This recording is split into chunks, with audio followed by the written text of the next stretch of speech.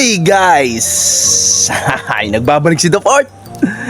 Kasi meron lang naman akong iba-vlog ngayong araw na isang napakagandang blessing. Kasi, kwento ko lang na konti. Yung isang araw, may humingi ng kawayan. Ay, hindi pala. Bumibili ng kawayan sa papa. So ngayon, kapitbahay lang naman namin, kamag-anak namin, ang ginawa nila, hindi na pinabayad. So ngayong araw, hindi namin nakalain. Yung bumibili ng kawayan na hindi pinabayad, ay nagdala ng isda. At hindi lang ordinaryong isda, napakalaking isda. Papakita ko ba? Siyempre, papakita natin. Ito, papakita ko sa inyo. Grabe yung laki niya. Yan, may kuting. Wala lang. Inarangan kasi ako ng kuting, baka matapakan ko. Pag hindi ka naman natuwa, sabi nga dito sa Batangas, pag hindi ka naman natuwa, sa garding kalaki. Ayan.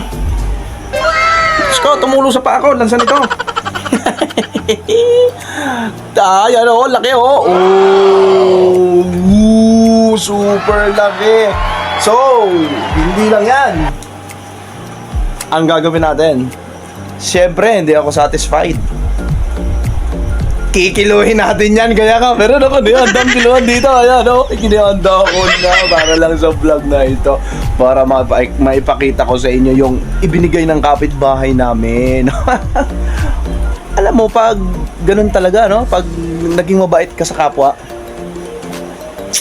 hindi ka nila rin pababayaan. Kaya ayan.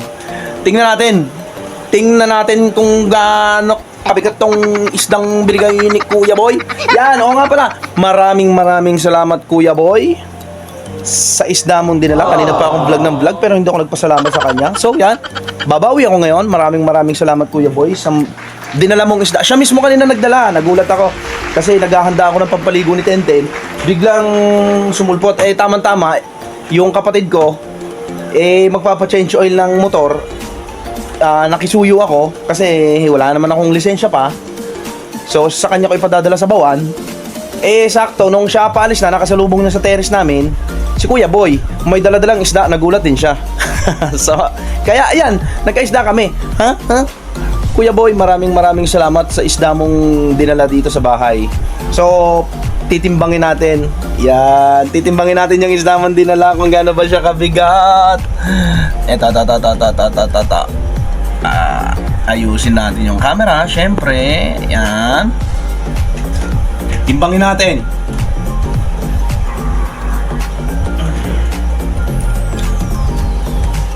Wow!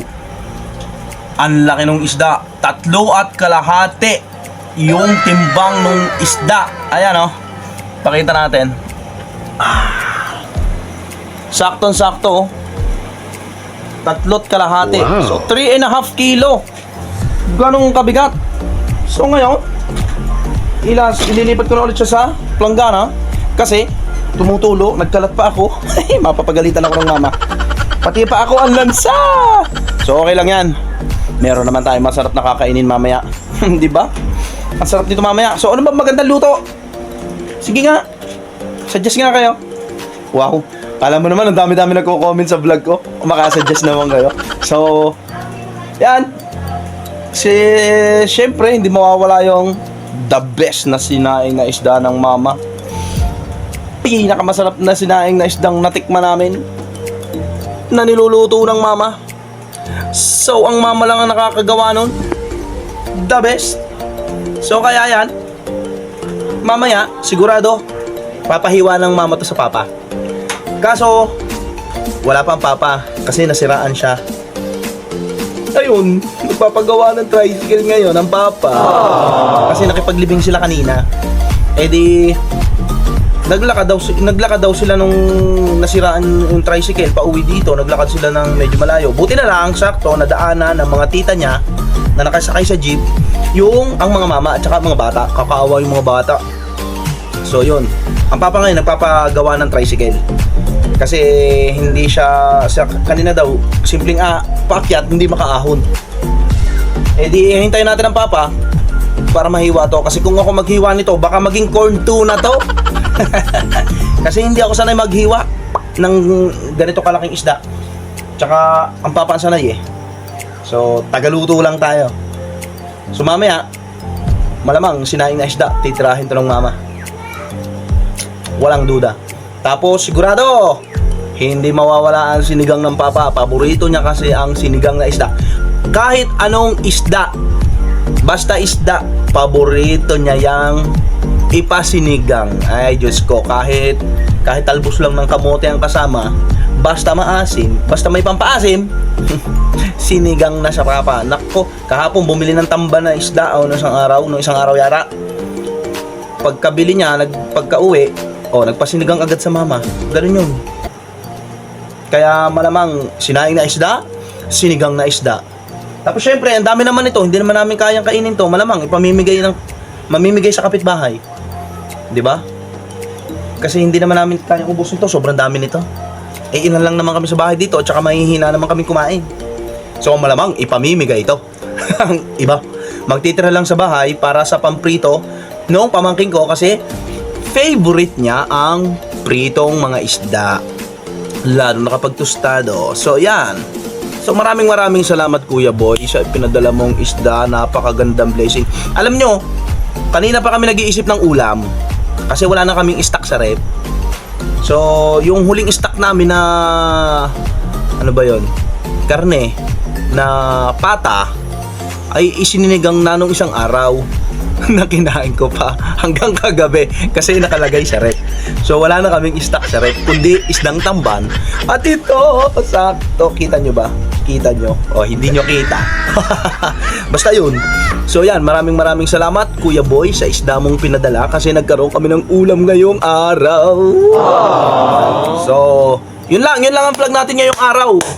Pinakita ko lang yung blessing na dinala ni Kuya Boy. So kay Kuya Boy, kay Ate Lisa na asawa niya, yun yung maglolomi rito na nasa taas lang namin, na minsan ko na na-feature sa vlog na hindi nyo yata pinapanood.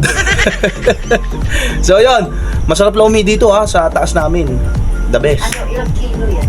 So mama, yan tanong mo mama, nandun 3.5 kilo sakto. Laki. Ayun ang mama nandun. Ayan. Yan. So mamaya ang magsasaing ng isda. Sigurado yan. Ano mong sarap ng luto?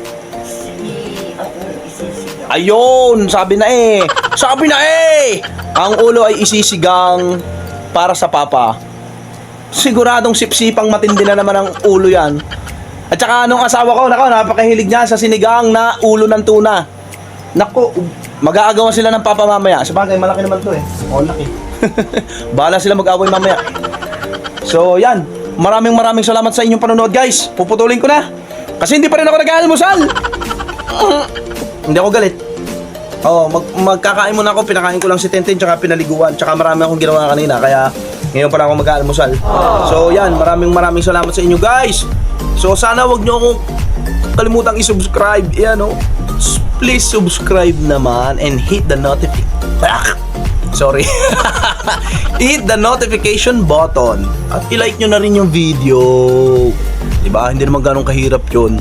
So yan, maraming salamat sa pagsuporta, sa panonood at sa aking... Yan guys, malapit na ako 100 subscribers. Akala nyo napakadali magkaroon ng subscriber sa YouTube.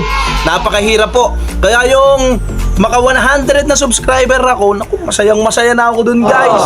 Bonus na lang kung dumami pa ng dumami yun. Kaya sana suportahan nyo pa ako kasi syempre gusto ko rin naman dumami yung subscribers at viewers ko dito sa YouTube. 'Di ba? Lahat naman kasi pinaghihirapan ko, kaya sana mag-subscribe kayo kay Daport. Yan. So, yan, maraming salamat.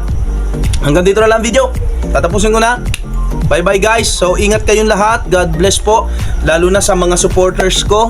Yan, sa mga subscribers ko, maraming salamat. Ingat kayo. At saka sa mga magsusubscribe pa na nagustuhan ng video ko, maraming din salamat sa inyo. At sa mga nanonood at sa mga manunood pa ng video ko, maraming salamat din sa inyong lahat. At God bless po. So yan, maraming salamat. Hanggang dito na lang. Bye. Signing off si The Fort.